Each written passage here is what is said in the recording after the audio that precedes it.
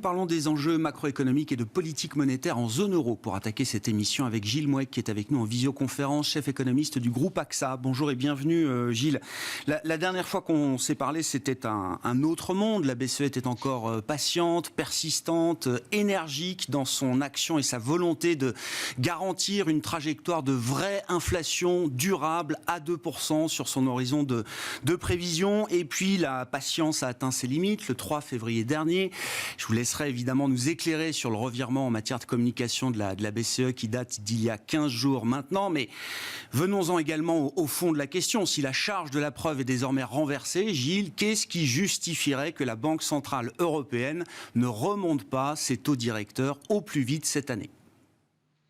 Oui, alors ce qui s'est passé au début du mois de février, c'est effectivement une BCE qui n'a pas voulu, Christine Lagarde n'a pas voulu répéter ce qu'elle avait dit au mois de décembre, qui était le point crucial, qui était à l'époque, il n'y aurait pas de hausse des taux directeurs en 2022. C'est la première question qui lui a été posée lors de la conférence de presse du 3 février, et elle a choisi de ne pas répondre.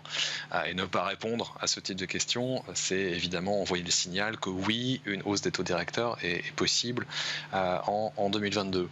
Et tout le discours de Christine Lagarde le 3 février était un discours de stress, avec cette idée qu'il y a un stress unanime du Conseil des gouverneurs autour de la question de l'inflation et une certaine remise en cause, en tout cas une prise de distance très claire vis-à-vis des prévisions d'inflation somme toute assez relaxes qui avaient été publiées au mois de décembre. Donc on a eu l'impression d'une BCE qui préparait le terrain à une remontée des taux finalement assez rapide.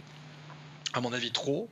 Le marché, je pense, s'est emballé un tout petit peu. On a eu des hausses de taux pricées dès la fin du printemps 2022 qui, à mon sens, sont totalement hors ligne de ce qui est aujourd'hui la forward guidance de la BCE, puisqu'il faut d'abord arrêter les achats nets de titres avant de pouvoir commencer à remonter les taux.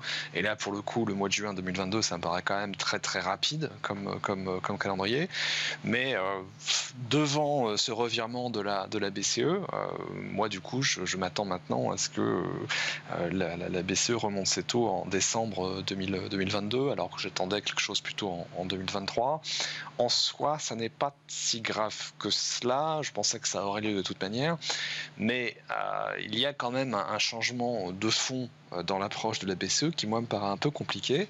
On a une BCE qui, pendant quand même très longtemps, avait une vision du risque qui était très claire.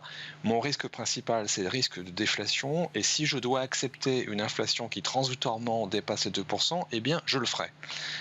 Et là, on a une BCE qui change complètement braquet et qui nous explique que, pour l'instant, il ne se passe rien dans les moteurs endogènes de l'inflation dans la zone euro. C'est la grande différence avec les États-Unis. Il n'y a pas d'accélération des salaires pour l'instant dans la zone euro.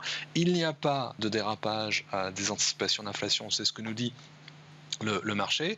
Mais au cas où il y aurait le début du commencement du soupçon d'un désancrage d'anticipation d'inflation, eh bien, nous voulons taper très vite. C'est quand même un changement de ton, un changement d'approche, un changement assez fondamental. Et ça, c'est assez surprenant.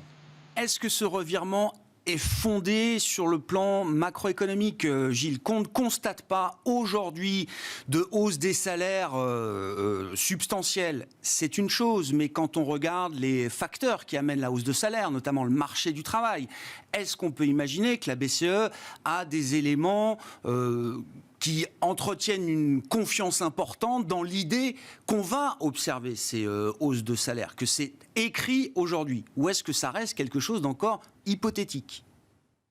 Non, c'est probable, mais la question c'est de savoir s'il fallait réagir d'une manière aussi brutale à ce qui, pour l'instant, est une probabilité assez forte, mais qui n'est pas avérée. C'est là où il y a un changement, où il y a quelque chose d'un peu problématique. Si vous prenez l'enquête, par exemple, auprès des chefs d'entreprise dont la BCE s'est servie dans sa conférence de presse du mois de février, ils nous disent qu'ils s'attendent à une augmentation des salaires de 3% en 2022 contre 2% en 2021.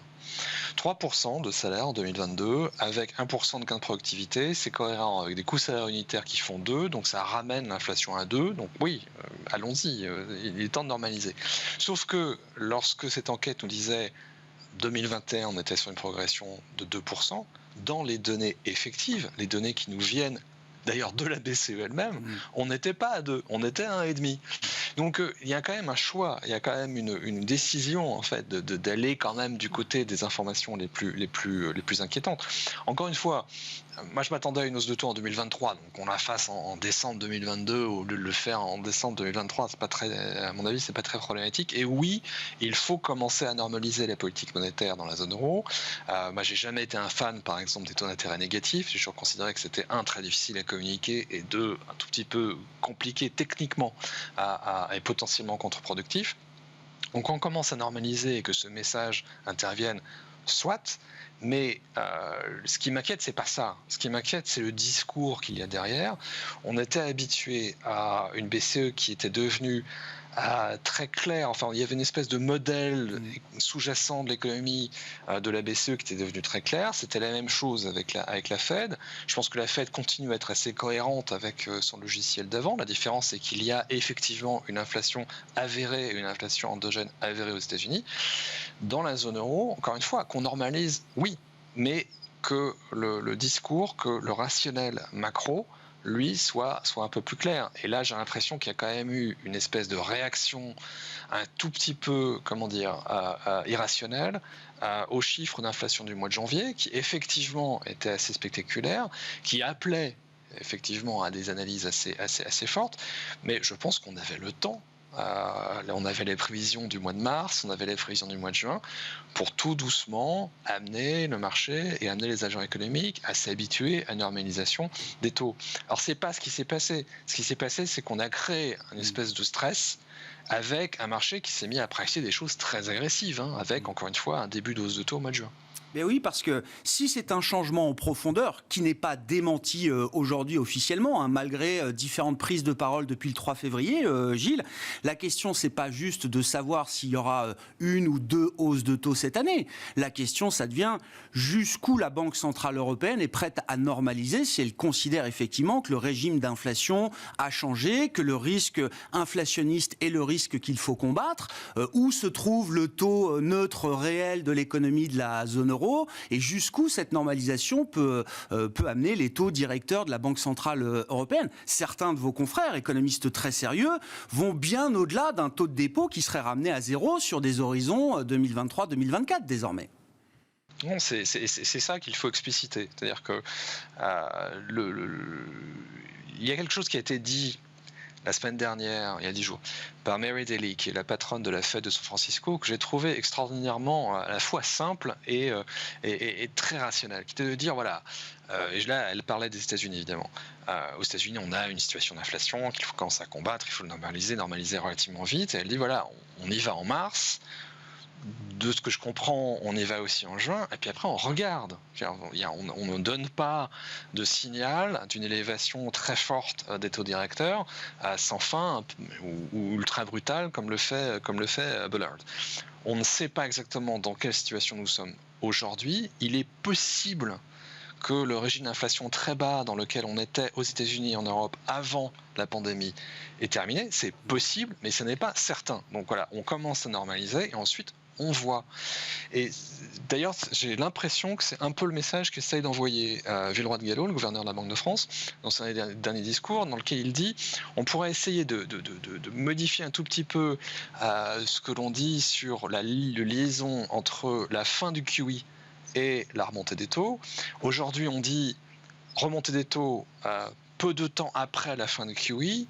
Peut-être faudrait-il s'arrêter à hausse des taux après la fin du QE, en se laissant le temps éventuellement d'observer ce qui se passe sur le marché obligataire européen une fois que le QE est terminé. Donc voilà, ce qui importe à mon sens, c'est de donner le sens d'une direction, le sens d'une boussole, sans préempter d'une évolution macro au second semestre 2022, en 2023-2024, qui est quand même très très incertaine. On est en phase de rattrapage de l'économie après un choc sans précédent depuis la Seconde Guerre mondiale. Voilà. Donc là, oui, les choses se passent bien. On a des chiffres français en particulier qui sont extraordinairement rassurants sur la situation du marché de l'emploi. On a effectivement l'impression que finalement, cette crise pandémique ne laisse pas énormément de traces de long terme sur notre potentiel de croissance. En tout cas, c'est une hypothèse qu'on peut faire plus facilement aujourd'hui qu'il y a 6 mois. Donc peut-être qu'effectivement, on pourra normaliser très vite. Peut-être. Mais laissons-nous le temps et ne laissons pas le marché déraper, sachant qu'en plus, une des grandes différences entre la BCE et la Fed, c'est que nous, on a ce problème lancinant de la fragmentation, ce problème lancinant des écarts de taux entre la périphérie et le cœur. On a déjà vu ce qui s'est passé sur les taux italiens depuis quelques semaines.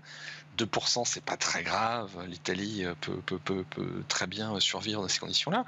Mais on n'a pas encore testé le marché obligataire pour la fin effective des achats nets. Donc moi, ce serait un peu mon message humble à la BCE. Ils font ce qu'ils veulent et ils ont des moyens d'analyse qui sont incomparablement plus importants que les miens. Mais on a un test important à faire sur la manière dont nos économies se comportent une fois qu'on a arrêté les achats.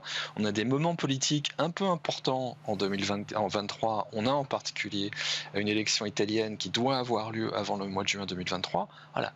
Laissons-nous le temps de voir comment les choses se passent. Merci beaucoup Gilles. Gilles Mouek qui était avec nous en visioconférence sur cet éclairage macro autour de la revirement de communication de la Banque Centrale Européenne, chef économiste du groupe AXA.